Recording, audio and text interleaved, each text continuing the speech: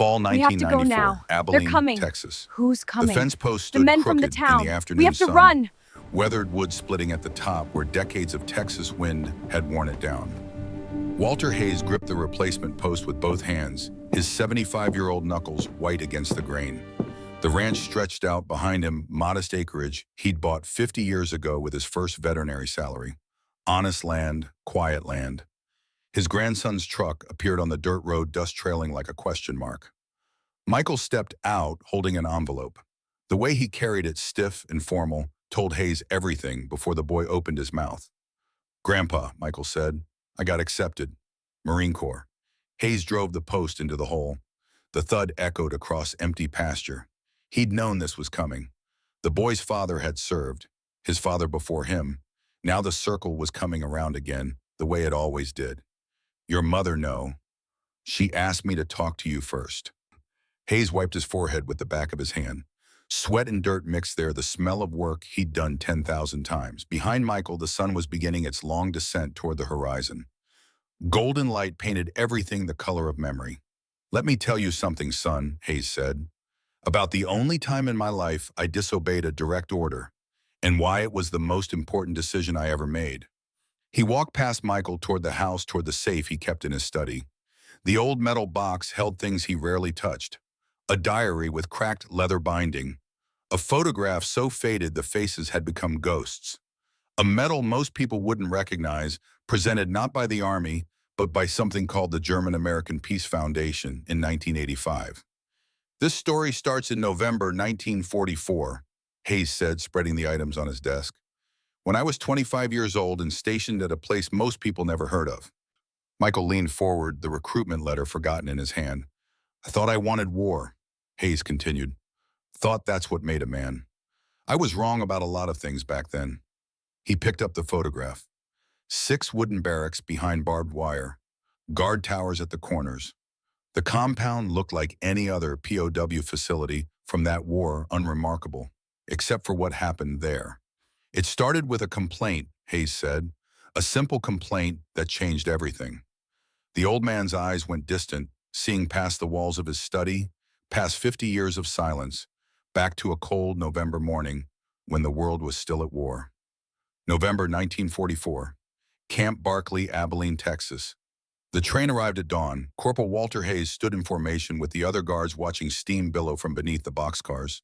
They'd been briefed the night before. 180 German prisoners of war captured in France, transferred from East Coast processing, now bound for Camp Barkley's POW facility. Standard procedure, routine assignment. What they hadn't mentioned was that all 180 were women. Hayes watched them descend from the train cars, moving like shadows in the early light, young ones and old ones. Some still wore remnants of military uniforms. Others had been given civilian clothes that didn't fit. They carried their possessions in canvas bags or simply in their pockets. Everything they owned in the world reduced to what could be held in 2 hands. Sergeant Miller stood beside Hayes, his face carved from granite. Miller had 3 sons. 2 were fighting in Europe. One was already dead, buried somewhere near Normandy. "Don't let the skirts fool you, Hayes," Miller said. "They're still Nazis. Don't forget it." Hayes said nothing. He was thinking about his sister Sarah, dead 6 years now. 16 years old when the sickness took her.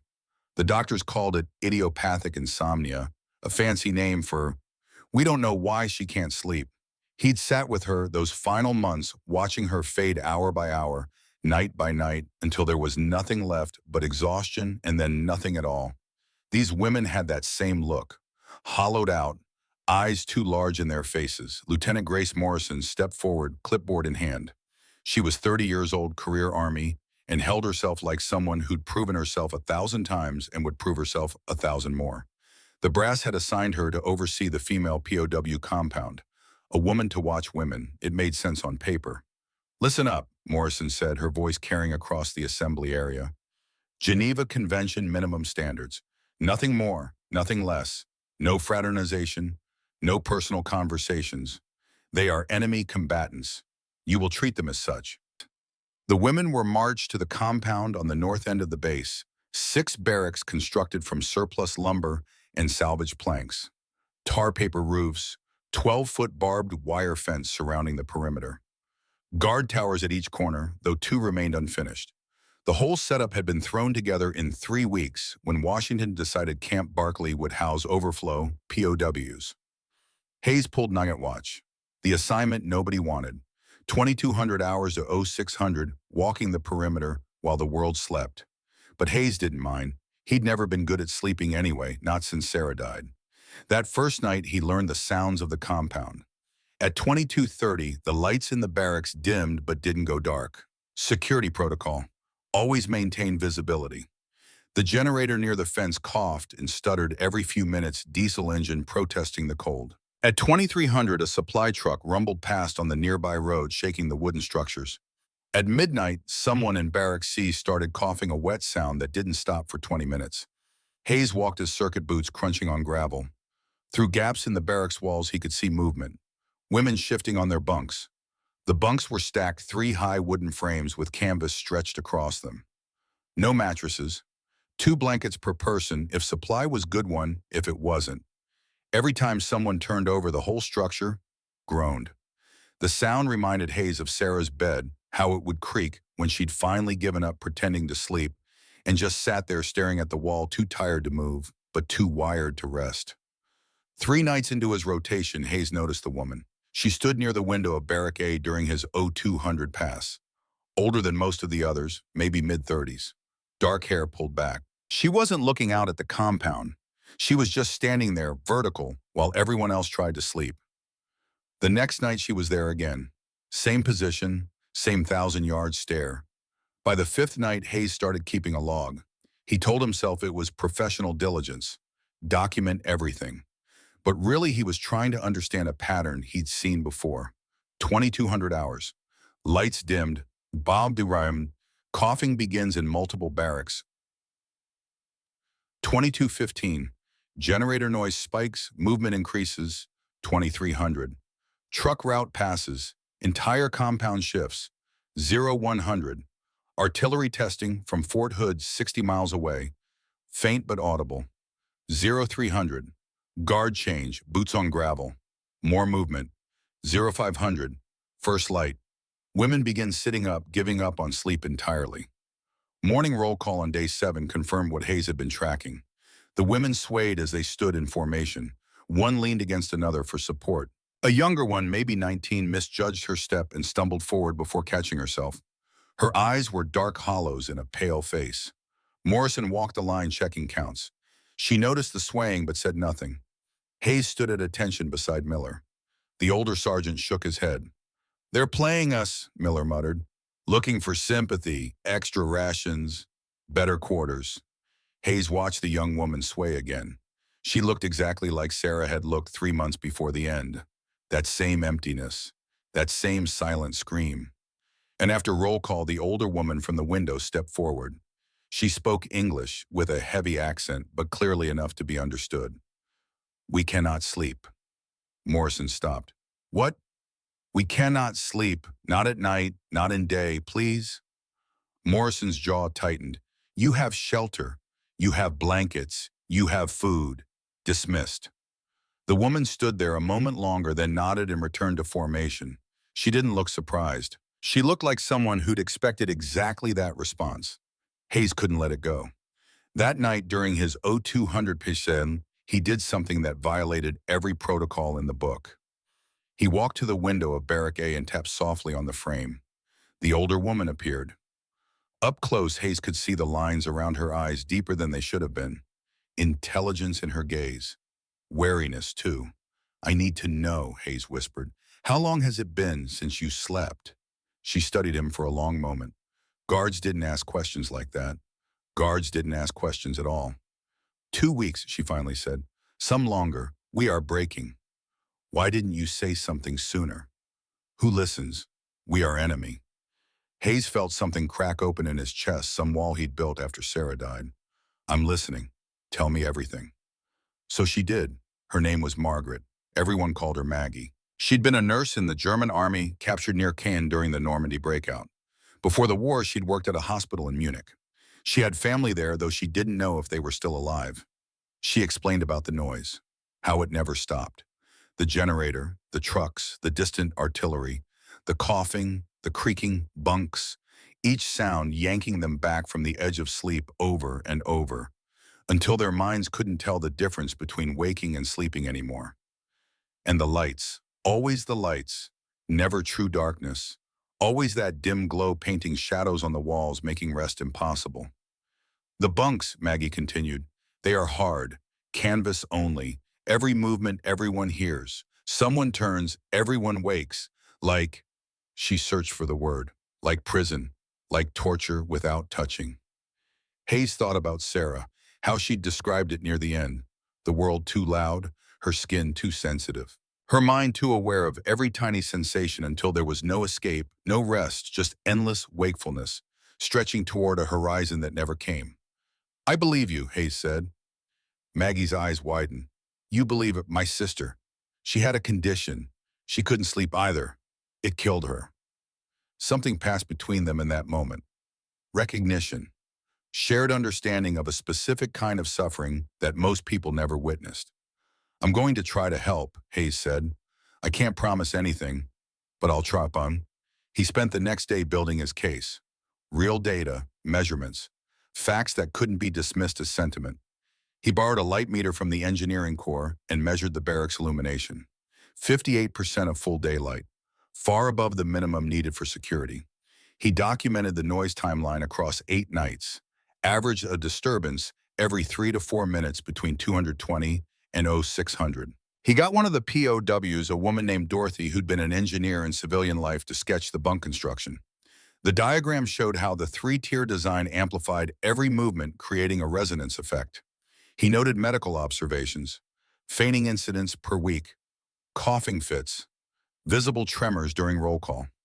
When he finished, he had a 17-page report. Sergeant Miller found him working on it in the guard barracks. What the hell are you doing, Hayes? Hayes didn't look up. Documenting a problem, Sergeant. Those women are Nazis. My nephew died because of Nazis. You understand that? I understand that, Sergeant. Miller sat down across from him. His face softened slightly, the hard edges worn down by something that might have been curiosity or might have been concern. Kid, don't make a trouble for yourself. Do your job. Go home. That's all you gotta do. Hayes finally met his eyes. I signed up to fight evil, Sergeant, not to become it. Miller stared at him for a long moment. Then he stood, shook his head, and walked away. The next morning, Hayes requested a meeting with Major Charles Bennett. Bennett's office smelled like coffee and old paper. The major was 55, a career officer who'd seen action in North Africa and Italy. His desk held a single photograph himself as a younger man standing beside Rommel's captured command vehicle. Make it quick, Corporal, Bennett said without looking up. Hayes placed his report on the desk. Bennett's eyes flicked to it, then to Hayes' face. What's this? A documented problem that needs addressing, sir. The female POWs can't sleep. It's creating a health crisis. Bennett leaned back in his chair. Can't sleep. And this concerns me. Why? Hayes had prepared for this. He kept his voice level, professional, stripped of emotion. Sir, exhausted prisoners get sick. Sick prisoners require medical resources we don't have. They slow processing. They create liability. This isn't about comfort. It's about operational efficiency. Bennett opened the report. He read in silence for 5 minutes. When he looked up, something had changed in his expression. You compiled all this yourself? Yes, sir. You know this violates fraternization protocols? Yes, sir. You talked to the POWs directly? Yes, sir. Bennett closed the report. He stood and walked to his window, looking out over the compound. For a long moment, he said nothing. I was a POW, Bennett said finally. North Africa, 1942. Rommel's forces captured our convoy. They held us for 3 months before we were exchanged. Hayes stayed silent. They treated us according to Geneva Convention. Bennett continued. Nothing more, nothing less. But one night, one of the German guards gave me an extra blanket. Didn't say a word, just left it folded on my bunk and walked away. That blanket saved my life in the desert cold. He turned to face Hayes. That guard taught me something. There's a difference between following rules and doing right. Sometimes they're the same thing, sometimes they're not. Yes, sir. What are you proposing here? Blackout curtains, shielded lamps, bunk padding, vehicle route changes.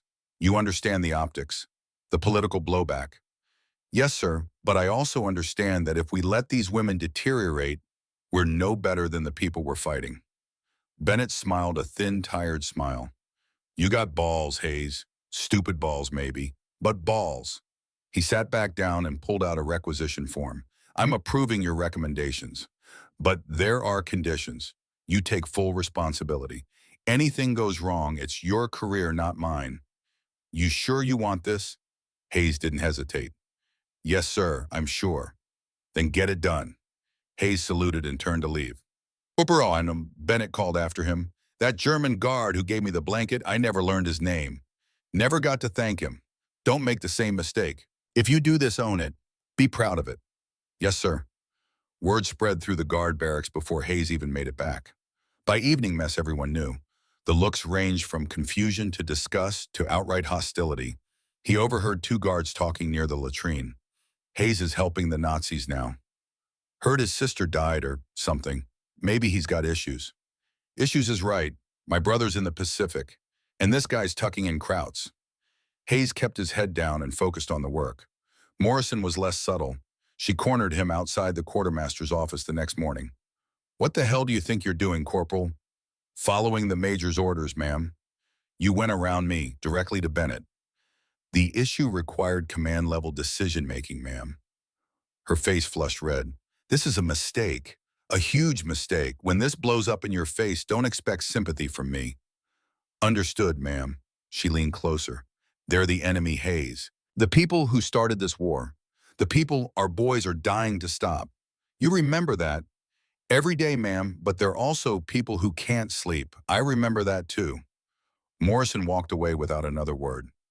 Implementation began that afternoon. Hayes coordinated with supply to requisition blackout curtains salvaged from an old Navy vessel.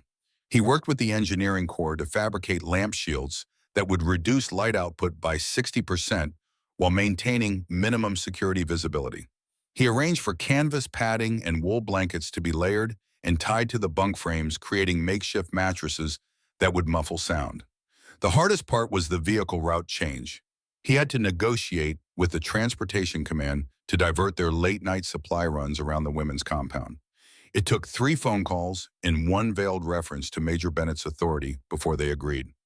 On November 14th, everything was ready. Morrison made the announcement at morning roll call, her voice flat and unwilling. Changes to barracks accommodations will be implemented today. Blackout curtains, modified lighting, bunk improvements. This is not a reward. This is operational necessity. Any questions will be directed to Corporal Hayes. The women looked suspicious. Some exchanged whispers in German. A few looked at Hayes directly, trying to understand if this was real or some new form of cruelty. Maggie stepped forward. Is real? She asked Hayes, who stood beside Morrison. Hayes nodded once. That afternoon, he supervised the installation personally. He worked alongside Dorothy, the engineer, to ensure the padding was secured properly. The younger woman, the 19-year-old, whose name was Hannah, approached him while he was mounting a lamp shield. Why you help us? She asked. Hayes tightened a bolt before answering. Because it's the right thing to do. But we are enemy. You're people who can't sleep. That's what I see, Tiburcio. She studied him for a moment, then walked away without another word. By 2200 hours the first night, with changes arrived. Hayes took his usual watch position. As darkness fell, he saw the curtains close in Barrack A. The light inside dropped to a soft glow, barely enough to see shapes. The padding muffled the first creak of movement. The rerouted trucks didn't shake the buildings. At 0200, Hayes walked past Barrack A. He looked through the slats. Silence. Almost complete silence. Just the sound of breathing, slow and deep.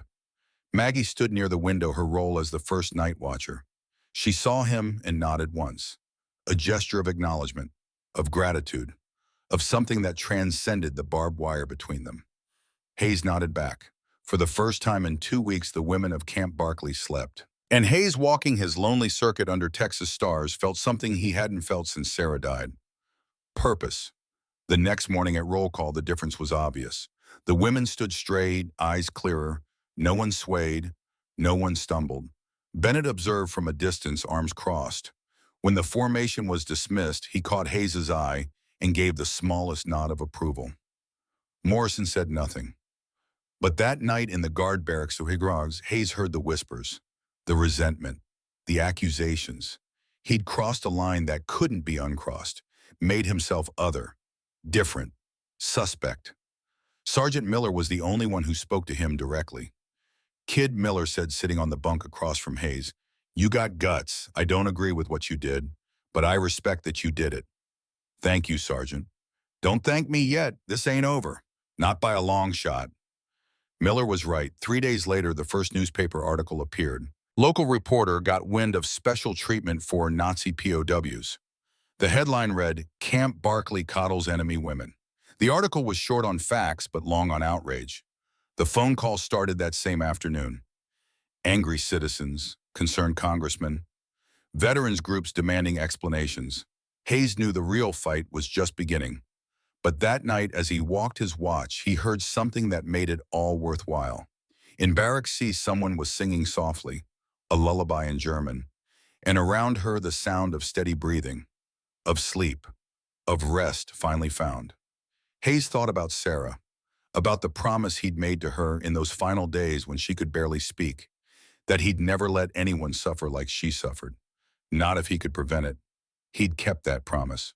Whatever came next, he'd face it knowing that. The barracks door opened behind him. Major Bennett stepped out, collar turned up against the November cold. "Can't sleep, sir?" Hayes asked. Bennett lit a cigarette. "Thinking about what's coming. Washington's going to raise hell.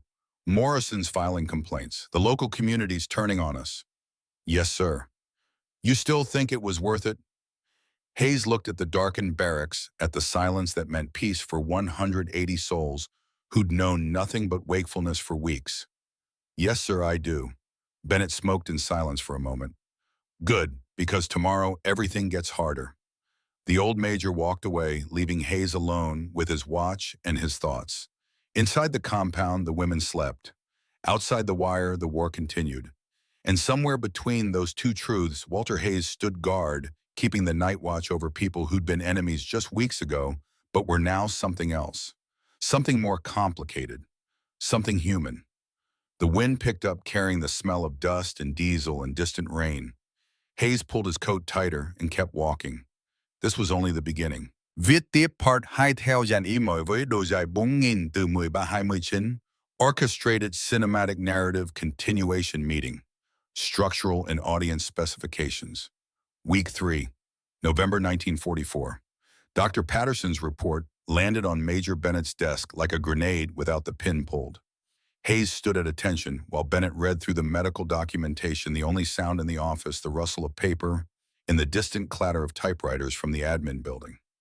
Patterson had been thorough. 7 pages of clinical observations, charts showing the dramatic improvement in prisoner health.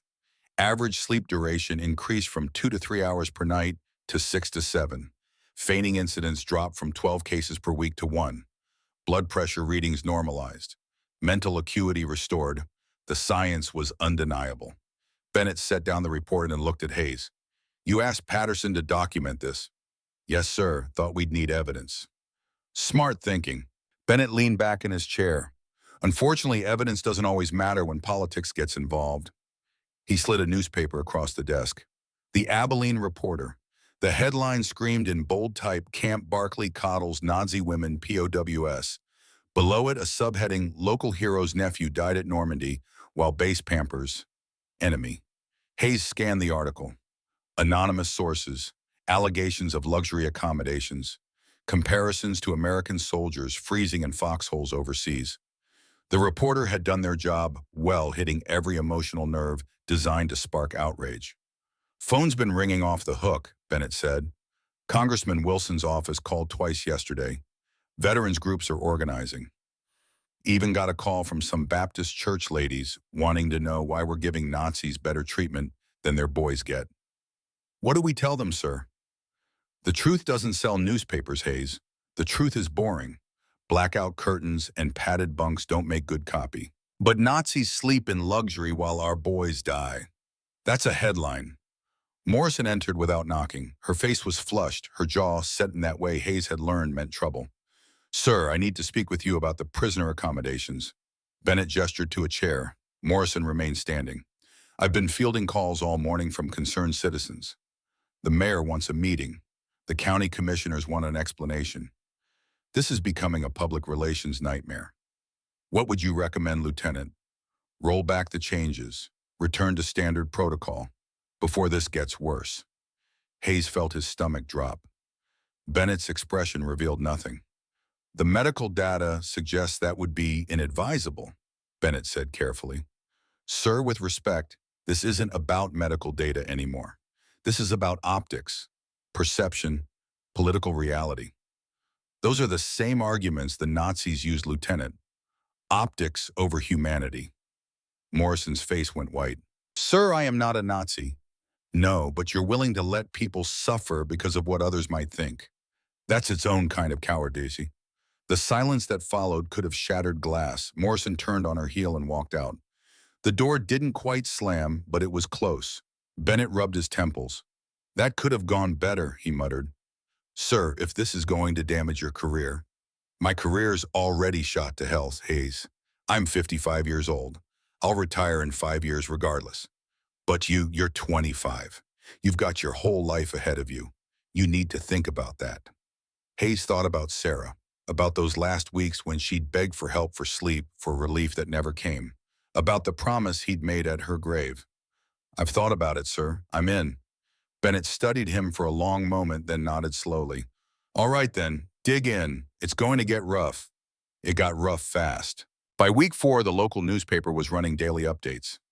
Editorial cartoons showed Uncle Sam tucking German soldiers into featherbeds, while American GIs shivered in trenches. Letters to the editor demanded Bennett's resignation. Someone started a petition. The guards stopped talking to Hayes entirely. He ate alone in the mess hall, walked alone to his barracks. Even Sergeant Miller kept his distance now, though Hayes sometimes caught the old sergeant watching him with an expression that might have been sympathy. The isolation was complete. Expected. Hayes had known it would come to this. What he hadn't expected was the letter from home. It arrived during mail call on December 8th, his mother's handwriting on the envelope neat and careful.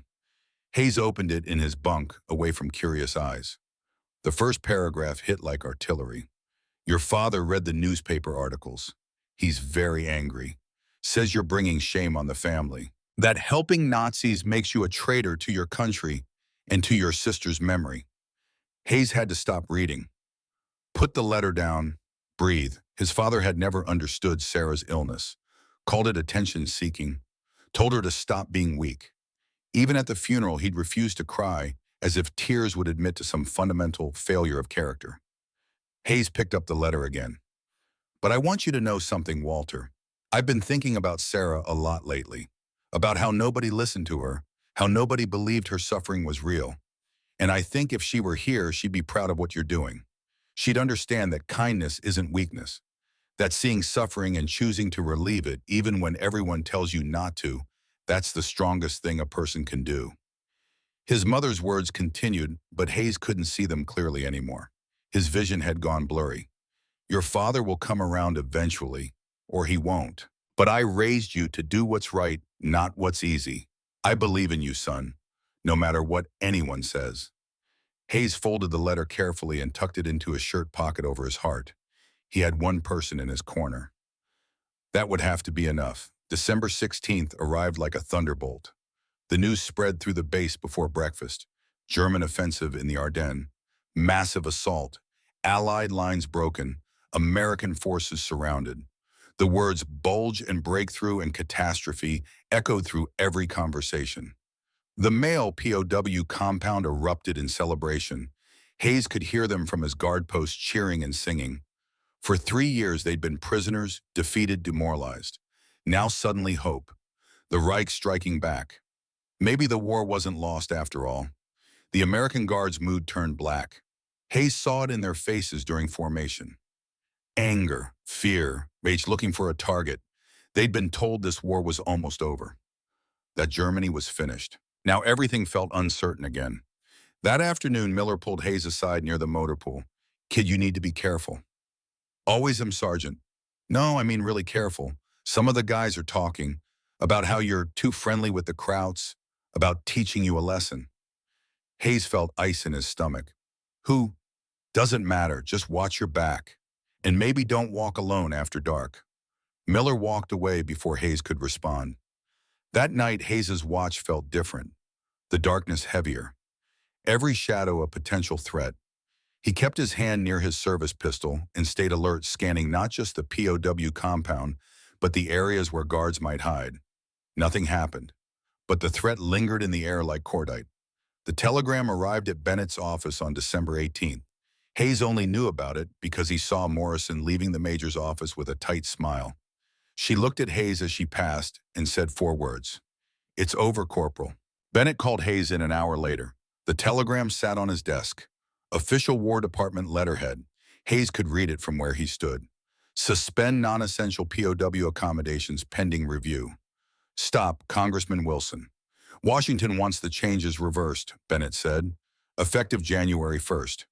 Hayes felt the floor tilt beneath him. Sir, that's 2 weeks away. The women have been sleeping. Their health has stabilized.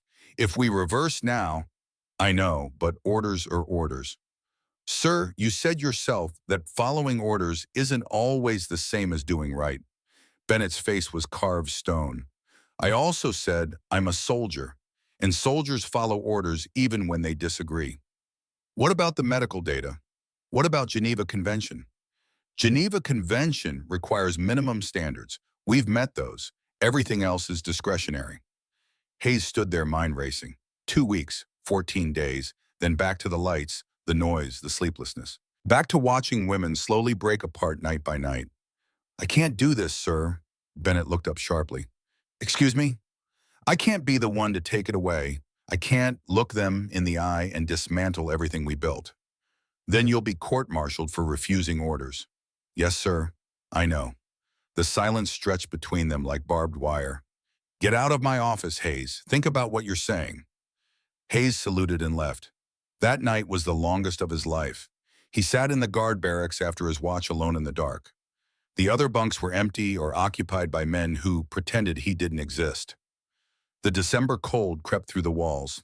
He thought about court-martial, dishonorable discharge, no veterans' benefits, no future career. His father's shame confirmed, his mother's belief in him proven wrong. He thought about Maggie standing at the window asking if the changes were real, Hannah learning to hope again, Dorothy teaching other women engineering basics, planning for a future beyond wire. He thought about Sarah, always Sarah, the way she'd looked at him 3 days before she died, when the morphine couldn't touch the pain anymore, when her body had simply given up on sleep entirely. Make it mean something, she'd whispered. Promise me. Hayes had promised. At 0200 hours on Christmas Eve, he made his decision. The curtains would not come down. The lamp shields would stay in place. The vehicle routes would remain diverted. He would not follow the order to reverse the changes. Not because he was brave, because he couldn't live with himself otherwise. Morning came cold and clear. Christmas Eve, 1944. Hayes went to the quartermaster's office and filed paperwork requesting maintenance delay on the lighting modifications. Cited structural concerns, technical difficulties, anything to buy time. Morrison found him at lunch. Corporal Hayes, I ordered you to begin removing the curtains today. Yes, ma'am. I'm working on the logistics. Don't play games with me. I know exactly what you're doing. Ma'am, I'm following proper procedure. Removal requires coordination with engineering supply and transportation. These things take time. You're lying. You're deliberately delaying. Hayes met her eyes. Ma'am, I'm ensuring that we don't damage equipment or create safety hazards through hasty action. I'm reporting this to Major Bennett.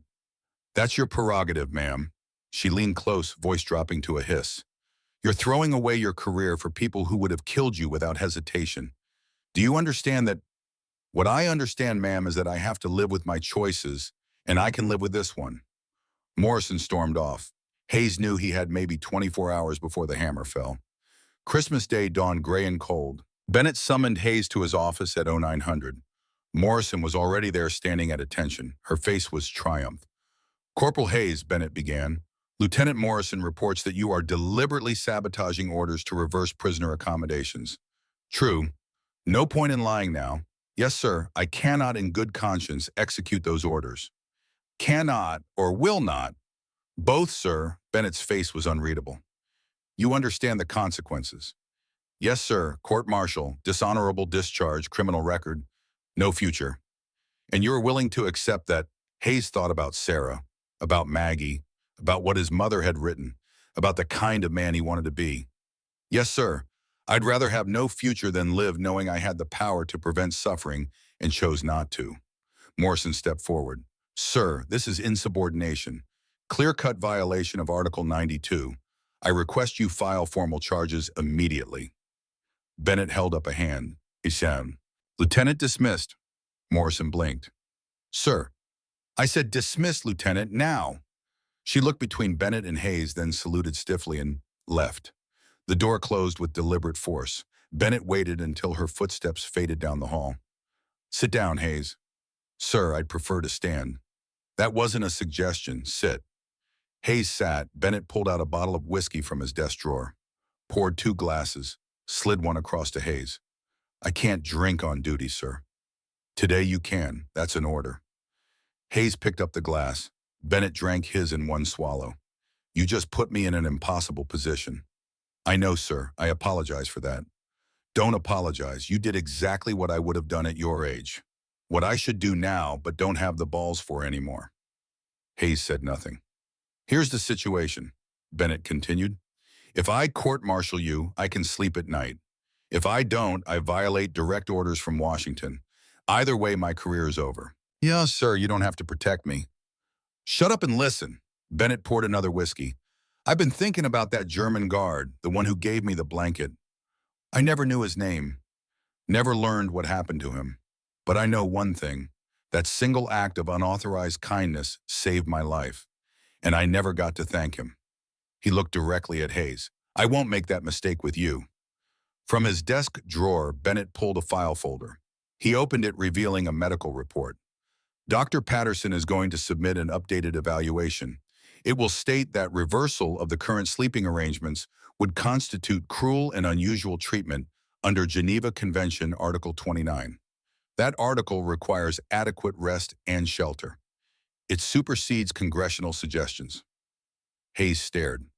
Sir, that's career suicide, yes, but it's also right, and I'm too old and too tired to keep choosing wrong. What about Washington? Let them investigate. Let them ask questions. I'll tell them the truth. That we have medical evidence supporting our position. That Geneva Convention is international law which trumps domestic politics. They can accept it or fire me. Either way, I'll sleep fine. Bennett stood and extended his hand. Hayes shook it. Thank you, sir. Don't thank me yet. This buys us time, not victory. Washington will push back. Morrison will file complaints. The community will get uglier. You ready for that? Yes, sir. Good. Dismissed. Hayes walked out into the cold December sun feeling lighter than he had in weeks. The fight wasn't over, but for now the women would keep sleeping.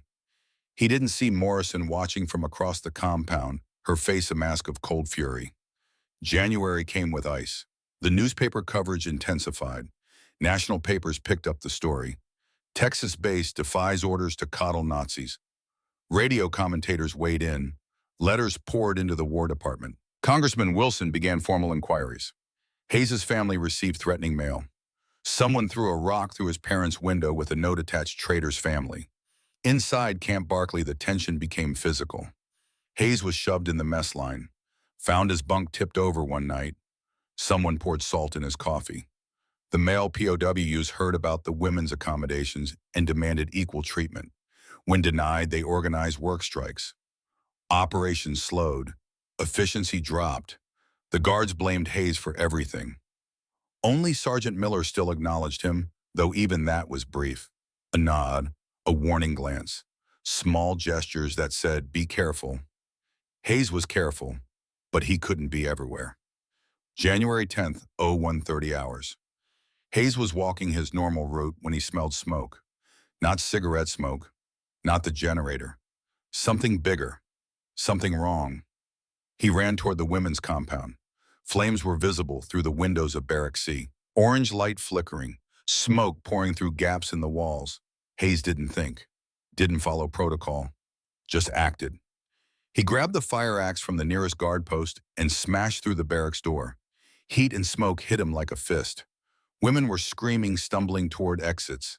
The curtains had caught fire, first flames spreading to the wooden frame. He could see 3 women trapped near the back. One was Maggie. She was trying to help Dorothy, who'd fallen and injured her leg. Hayes plunged into the smoke. "Get out," he shouted. "Now!" Maggie shook her head. "She cannot walk." A ceiling beam groaned above them. Hayes didn't have time to argue. He lifted Dorothy in a fireman's carry, grabbing Maggie's arm with his free hand. "Move." They made it 5 steps before the beam gave way. It crashed down behind them, blocking the door they'd entered through. Flames were everywhere now. Smoke so thick, Hayes couldn't see 3 feet ahead. He kicked at the wall. Once. Twice. The third time his boot went through, weakened by fire. He kicked again, enlarging the hole. Maggie climbed through first. Hayes passed Dorothy through, then followed. They collapsed on the frozen ground outside. Other guards were arriving now, running with extinguishers and hoses. Hayes lay there, coughing, lungs burning, while chaos erupted around him. Medics arrived. 15 women injured, mostly smoke inhalation. 3 with burns. Dorothy's leg was broken, but no one dead. That was the miracle. Hayes sat on the ground, covered in soot and ash, watching Barrack C burn. It was completely engulfed now. No saving it. The fire brigade could only prevent spread to the other buildings. Bennett arrived still in his nightclothes under a heavy coat. "What happened?" Hayes coughed. "Don't know, sir. Saw flames, went in." "You violated about 15 protocols." "Yes, sir. Saved a lot of lives, too." "Did what anyone would do, sir." Bennett looked at the burning building. "Not anyone. Most people would have waited for backup, for orders, for permission." He walked away to coordinate the response. Maggie approached Hayes. Her face was streaked with soot and tears. "You saved us." Hayes shook his head. "Just did my job." "No, you did more than job. You risked life for enemies." "You're not my enemies anymore." The words hung in the cold air between them. Truth spoken without planning. Hayes realized it was true. Somewhere over the past 2 months, these women had stopped being symbols and become people. Individuals with names and stories and the same basic human needs everyone had. The investigation started immediately. Fire marshal from Abilene, Army investigators, MPS questioning everyone. The evidence emerged quickly. Accelerant used, gasoline, deliberately set fire. This was arson. The trail led to a male POW named Ernst.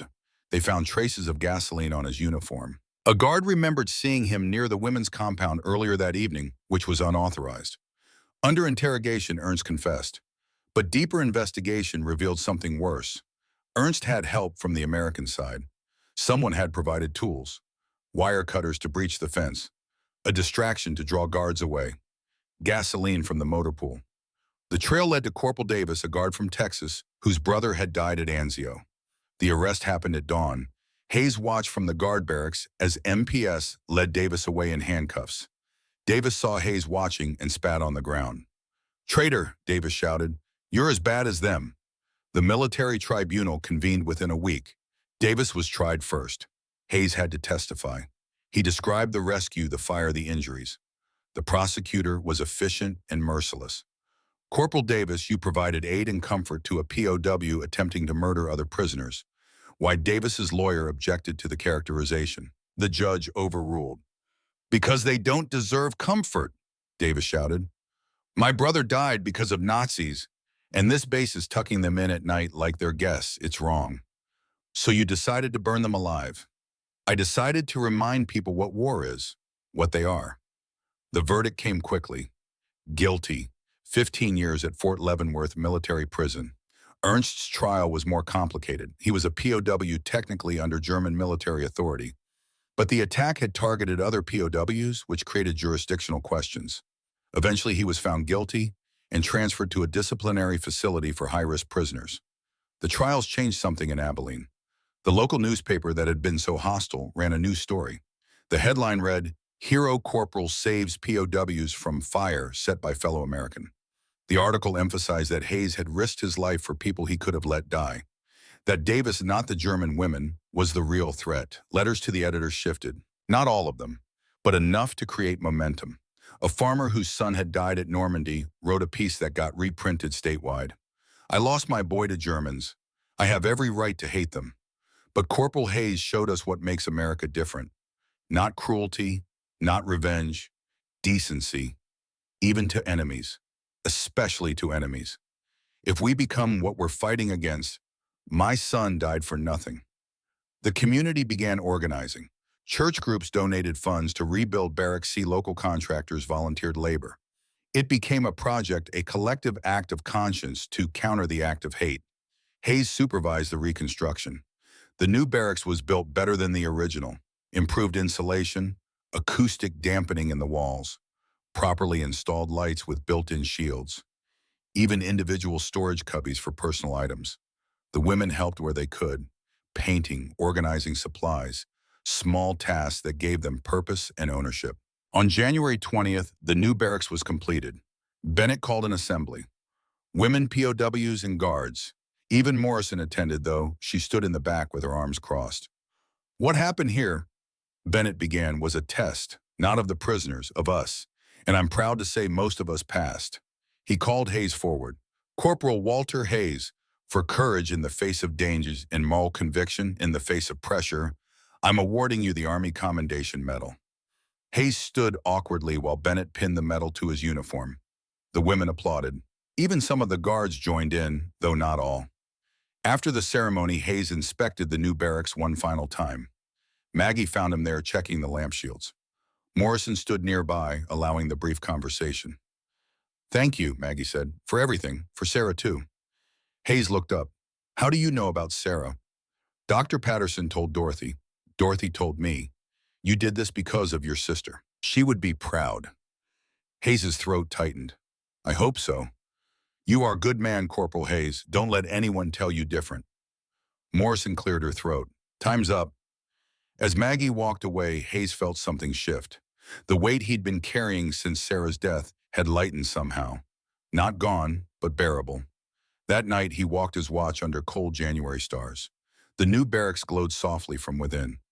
Through the windows, he could see women settling into bunks, pulling blankets close, letting their eyes drift shut.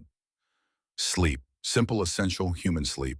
Hayes thought about the key, his isolation from the other guards, his strained relationship with his father, the threats and hostility, the fire and the injuries, Bennett's career permanently damaged, Morrison's resentment that would never fade, and he thought about the gain. 180 women sleeping soundly, one life Dorothy saved from flames, one small corner of the world where humanity had won out over hate.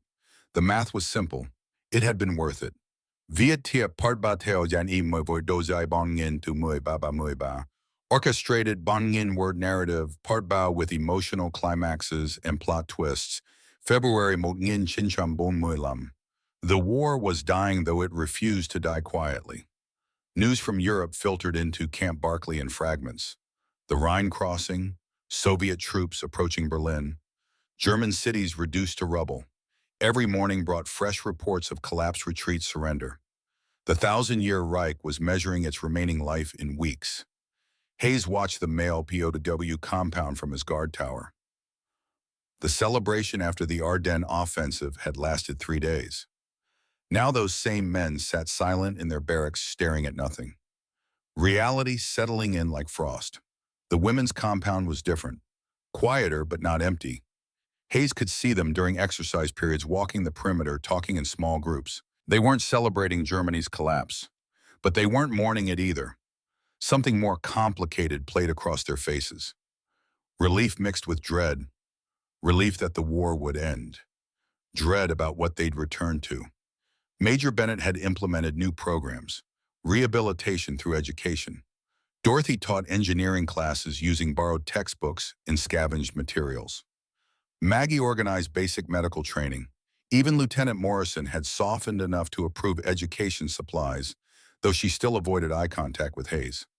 On March 15th, Hayes was supervising a supply delivery when he noticed Hannah sitting alone near the fence. The 19-year-old who'd once asked why he helped them. She was crying silently, his shoulders shaking. Hayes shouldn't have approached. Protocol forbade unnecessary interaction, but some rules mattered less than others. You all right? He called through the fence. Hannah looked up, wiping her eyes quickly. News from Hamburg. Bombing. Very bad. Your family? I don't know, no letters, nothing. Her English had improved dramatically over the past months. I think maybe they are gone. Hayes had no comfort to offer. The truth was brutal and simple. Millions were gone. Cities erased. Families scattered like ash.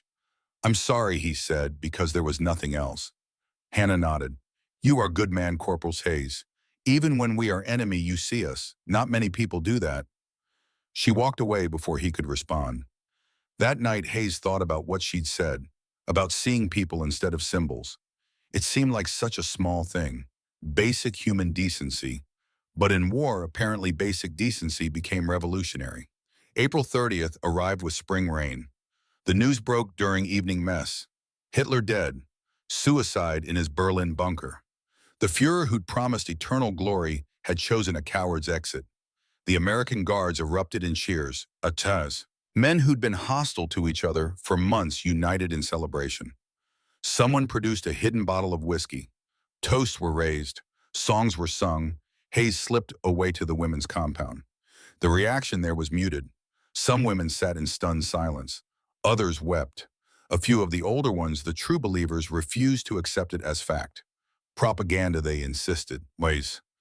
But most simply looked exhausted, not sad, not happy, just tired. Maggie stood near Barrack, arms wrapped around herself against the evening chill. Hayes approached the fence. It's over, she said. Not a question. Not officially, but yes, it's over. What happens now? I don't know, repatriation probably. They'll send you back to Germany. Maggie laughed a sound without humor. Germany. There is no Germany anymore. Just ruins and ghosts. Your family in Munich. Dead, all dead. I received letter last week. Apartment building hit in bombing. My mother, my sister, my niece. All gone in one night. Hayes didn't know what to say. The magnitude of loss was beyond words. I'm sorry. Maggie turned to face him fully. You say that word often, Corporal Hayes. Sorry. But you have nothing to be sorry for. You saved us. You gave us sleep, dignity, humanity. You are one good thing in all this darkness. She walked away before he could see her crite. May 8th, 1945. Victory in Europe. The official announcement came at 0900 hours. Total German surrender. All fighting in Europe ceased. The war that had consumed the world for 6 years was finally over. Camp Barclay exploded in celebration. Guards fired rifles in the air. Trucks drove through the base honking horns. Someone raised an American flag so large it could be seen from a mile away. The noise was tremendous, joyful, wild. Hayes stood apart watching. He should have felt triumphant. Instead, he felt hollow, empty, like he'd been running for years and suddenly stopped, only to realize he'd forgotten his destination. That evening, Major Bennett gathered the women POWs for an announcement. The war in Europe is over, he said. You will be repatriated to Germany in phases beginning in July. You'll be screened, processed through denazification protocols, then released to civilian authorities. The women stood silent. A few exchanged glances.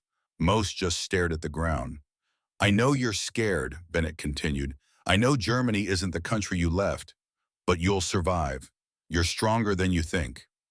After the announcement, Hayes watched Maggie walk to the fence. She stood there for a long time looking out at the Texas landscape beyond the wire. Hills and sky and freedom she couldn't touch. Hayes joined her on his side of the barrier. What will you do? He asked. I don't know. Return to Munich, I suppose. See what's left. Try to rebuild. You could stay. She looked at him sharply. Stay here. In America, apply for asylum. We need nurses, especially ones with your experience. Why would America want me? I am German. Enemy. You're a person who deserves a future. That's what I see, Sayemayu. Maggie studied his face for a long moment. Something passed between them, unspoken but understood. I will think about it, she said quietly. June 15th, first departures. 60 women were processed for return to Germany. Hayes helped with the paperwork, the medical checks, the endless bureaucracy of moving human beings across an ocean. Hannah was among the first group. She found Hayes the morning of departure, standing near the transport trucks. Corporal Hayes, I want to say goodbye. Good luck, Hannah. I hope you find your family. If I do not find family, I will make new one, build new life. She paused. You taught me something important. What's that? That questioning is not weakness. That seeing truth even when it hurts is strength. She extended her hand through the fence. Thank you for seeing me. Not soldier, not Nazi, just person. Hayes shook her hand. Write to us. Let us know you're safe. I will, I promise. He watched her board the truck, young and fragile and impossibly brave. The truck pulled away, carrying her toward an uncertain future in a destroyed homeland. Hayes wondered if he'd ever know what happened to her. 2 weeks later, Dorothy departed. She'd spent the past months teaching engineering to anyone who would listen. Her final gift to Hayes was a small notebook filled with technical drawings and calculations. For you, she said, so you remember that enemies can become teachers. That destruction can turn to building. What will you do in Germany? Rebuild bridges, literal ones and the other kind. She smiled. I built weapons before, now I build connections. You showed me redemption is possible. You showed me the same thing. Dorothy nodded and joined her departure group. Hayes watched another truck pull away, carrying another piece of the story that had changed his life. July 10th, Maggie's hearing. The asylum application process was complex and hostile. Immigration officials skeptical. Board members asking pointed questions. Why should America admit a former enemy combatant? What guarantees could she offer? What value did she bring? Hayes testified as a character witness. So did Dr. Patterson. They presented medical credentials, work history testimonials from other POWs about her leadership and compassion. The hearing lasted 3 hours. The board chairman, a stern man named Collins, leaned forward during the final questions. Miss Weber, you served in the German military. You supported a regime responsible for millions of deaths. Why should we believe you've changed? Maggie sat straight, hands folded calmly in her lap. I was German nurse before Hitler. I will be nurse after Hitler. I did not support regime, I survived it. There is difference. Many Germans say that now. How do we know you're telling the truth? Hayes stood. Sir, if I may. Collins frowned. Corporal Hayes, you're here as witness, not advocate. Yes, sir, but I've worked with Miss Weber for 8 months. I've seen her help injured women regardless of their politics. I've seen her maintain order when chaos would have been easier. I've seen her choose humanity over ideology every single day. Your opinion is noted. Sit down. Hayes sat frustrated. The board deliberated for 20 minutes. When they returned, Collins's face revealed nothing. Miss Weber, your application for asylum is approved conditional on 5 years work service in medical field. You will be assigned to a hospital in Texas, supervised and reviewed annually. Violation of terms will result in immediate deportation. Do you accept these conditions? Maggie's composure cracked. Tears streamed down her face. Yes. Yes, thank you. Outside the hearing room, Hayes found her sitting on a bench, still crying. You did it. I did not think they would say yes. I thought for certain no. You earned it. You'll do great things here. Maggie looked at him with an expression Hayes couldn't quite read. Gratitude, yes, but something more. Something that made his chest feel tight. I could not have done without you, she said. You saved my life many times, not just from fire, from giving up. I just did what anyone would do. No, Walter, not anyone. You. It was the first time she'd used his first name. The sound of it in her accented voice felt like a door opening. August 15th, Japan surrendered. The war was truly over now. Every theater, every front. The fighting that had consumed the world for 6 years had finally ended. Hayes was eligible for discharge. His service record was complicated. The Commendation Medal sat alongside Morrison's formal complaints and multiple investigations. He'd been both hero and troublemaker, often on the same day. Major Bennett called him in for a final meeting. What are your plans, Hayes? Don't know yet, sir. Haven't thought much beyond today.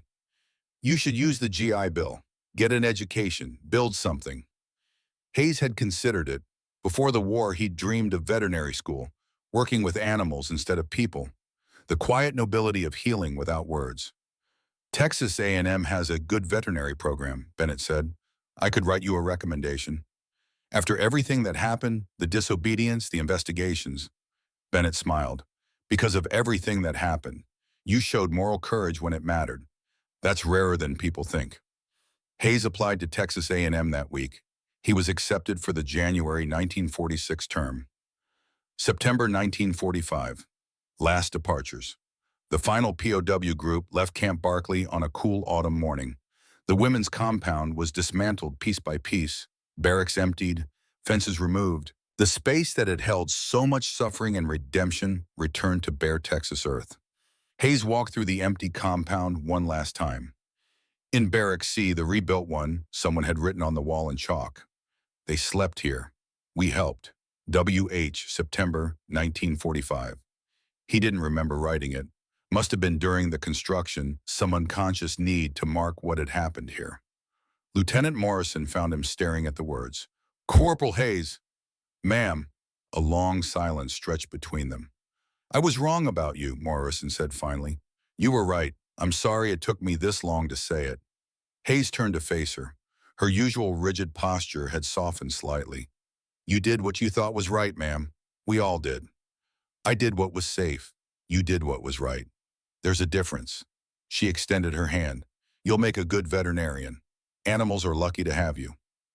They shook hands. Morrison walked away back straight, leaving Hayes alone with the ghosts of 180 women who'd found sleep in the least likely place. 1946 through 1950. Hayes threw himself into veterinary school. The work was demanding, technical, all-consuming. He studied anatomy and pharmacology and surgical techniques. He learned to read animals the way he'd learned to read people, understanding suffering that couldn't be voiced. He graduated top of his class in 1949. Letters arrived regularly from Germany. Hannah wrote about teaching in Hamburg, helping children understand the truth of what had happened. Dorothy sent photographs of bridges under construction in Frankfurt, concrete, and steel rising from rubble. Maggie was assigned to Methodist Hospital in Abilene, a coincidence that felt like fate. They ran into each other at a grocery store in early 1947. Awkward at first. Former guard and former prisoner meeting as civilians. But coffee followed, then dinner, then regular visits. They talked about everything except the war. Hayes described his studies. Maggie described her patience. They built a friendship on the foundation of shared trauma, slowly, carefully testing whether connection could survive without crisis to fuel it. In 1949, a letter arrived from Major Bennett. Walter, I heard through the grapevine about you and Maggie. People will judge. Let them. You earned happiness. Take it. P.S. Morrison married Dr. Patterson last month. Life is wonderfully strange. Hayes proposed that Christmas, simple and direct the way he did everything. I know it's complicated, but I love you. Have since the night you asked how long we couldn't sleep. Maggie cried and laughed and said yes. They married quietly in January 1950. Dr. Patterson officiated. A handful of friends attended. No family, no fanfare. Just two people who'd found each other in the least likely circumstances, choosing to build something new from the ashes of war. Hayes accepted a job at a ranch outside Abilene. Maggie continued nursing. They bought a small house with a porch that faced west towards sunsets that painted the sky the same gold as memory. Life became simple. Good. Whole. Fall 1994. Present day. Michael stared at his grandfather, the recruitment letter forgotten in his hand. So Grandma Maggie was a German POW. That's why she had the accent.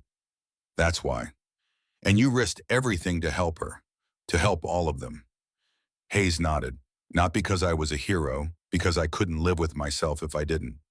What happened to the others, Hannah and Dorothy? Hannah became a teacher, taught the truth about the Holocaust to German children for 40 years. Died in 2003. Dorothy helped rebuild 47 bridges. Passed in 2008. Hayes's voice softened. Your grandmother worked as a nurse for 40 years.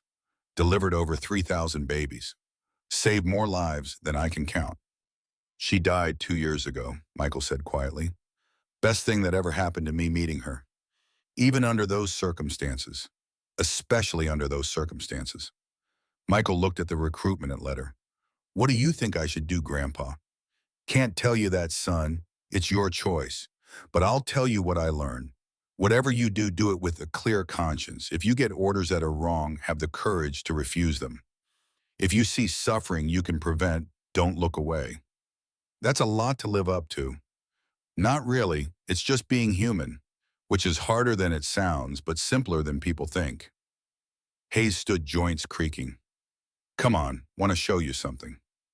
They drove to the old Camp Barkley site.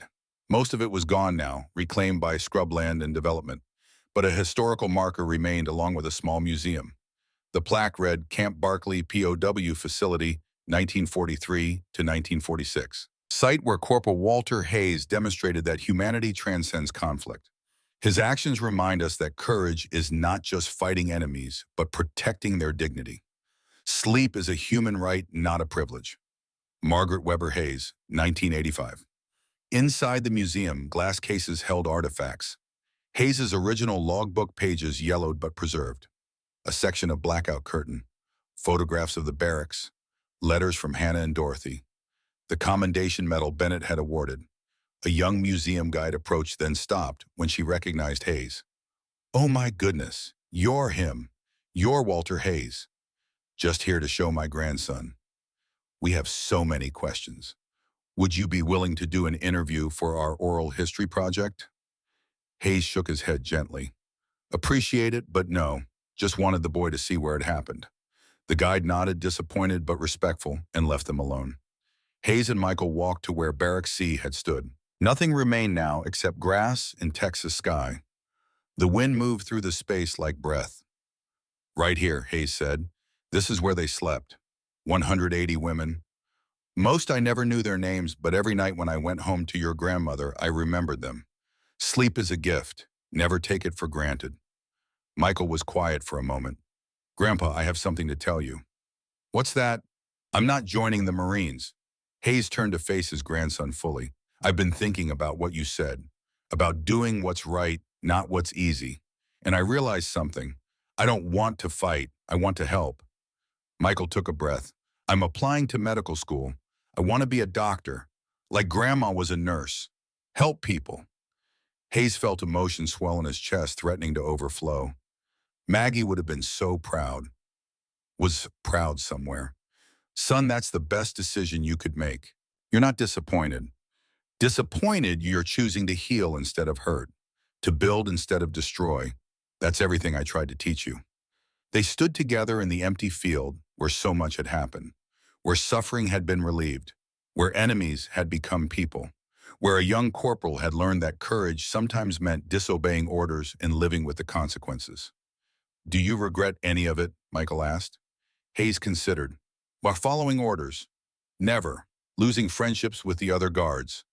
Sometimes the threats against my family, those were hard, but meeting your grandmother because of it all, never, not for 1 second.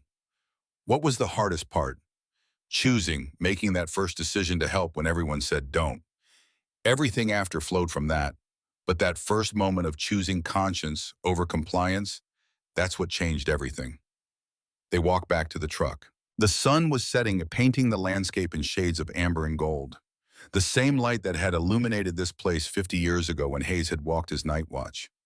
Michael, you're going to face moments in your life where you have to choose between what's right and what's easy, between conscience and convenience. When those moments come, and they will come, remember this. Hayes gestured at the empty field, at the memorial, at the space where history had been made through small acts of defiance and large measures of compassion. Remember that individual choices matter, that one person refusing to accept cruelty can change the world, even if it's just the world inside a barbed wire fence. Remember that seeing the humanity in your enemy is the bravest thing you can do. Michael nodded, understanding, settling across his young face like dawn. They drove home in comfortable silence, the kind of silence that exists between people who don't need words to communicate, the kind of silence Hayes had fought to give 180 women so many years ago. That night, Hayes sat on his porch watching stars emerge over the Texas plains. Maggie's chair sat empty beside him, but he could still feel her presence, could still hear her voice saying his name in that accent she never quite lost. She'd been gone 2 years, but the lessons remained. The story remained. The proof that even in the darkest times, even when surrounded by hatred and fear and violence, individual humans could choose differently, could choose better. Inside, Michael was on the phone with his mother, explaining his decision to pursue medicine instead of military service. Hayes could hear the excitement in his voice, the hope, the determination to build rather than destroy. The old man smiled. This was the legacy, not medals or monuments, not headlines or history books, but the quiet passage of values from one generation to the next. The teaching that compassion matters, that conscience matters, that small acts of decency in the face of institutional cruelty can ripple forward through time. Somewhere in Germany, children sat in classrooms learning truth because Hannah had survived to teach it. Somewhere in Frankfurt, traffic crossed bridges Dorothy had helped rebuild. In Abilene, thousands of people lived because Maggie had delivered them into the world, or healed them when they were sick.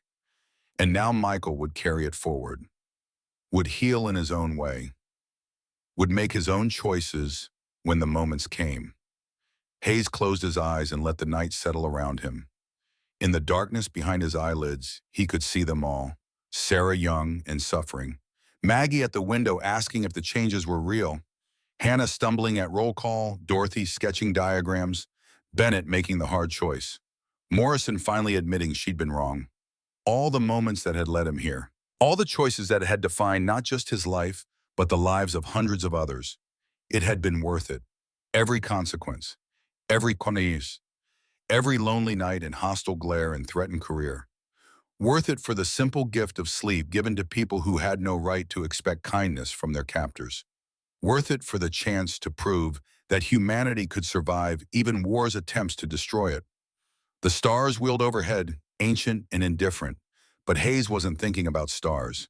He was thinking about curtains and lamp shields and padded bunks, about a young corporal who couldn't stand by while people suffered, about an old man who'd lived long enough to see his choices validated by time, about Michael choosing healing over harm. The circle complete, the story told, the lesson passed on. Hayes opened his eyes and looked at the empty chair beside him. "We did good, Maggie," he whispered to the night. "We did real good."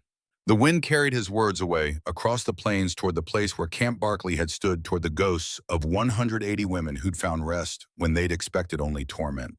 And somewhere in that wind, in that darkness, in that vast Texas night, Hayes felt her answer. Yes, we did. He sat there until the moon rose full and bright, casting silver light across his small ranch, the land he'd bought with his first veterinary salary, the home he'd built with Maggie, the life they'd created from the ashes of war. Tomorrow, Michael would begin his journey toward medical school, would learn to heal, would carry forward the values Hayes and Maggie had fought so hard to preserve. But tonight, the old veteran simply sat with his memories and his pride and his profound gratitude that he'd been given the chance to make one moment of difference in a world that desperately needed such moments. The night watch was over, had been over for 50 years. But its lessons remained eternal, as the stars simple as sleep, profound as the choice between cruelty and compassion. Hayes stood slowly, joints protesting, and walked inside. Tomorrow would bring new challenges, new choices, new opportunities to do right in a world that constantly tested such resolve. But tonight he would sleep peacefully, knowing that his watch had mattered, that his choices had echoed forward through time, that somewhere because of what he'd done, the world was slightly better than it might have been. That was enough. That was everything. Walter Hayes closed the door behind him and turned off the porch light, leaving only stars to watch over the quiet Texas night.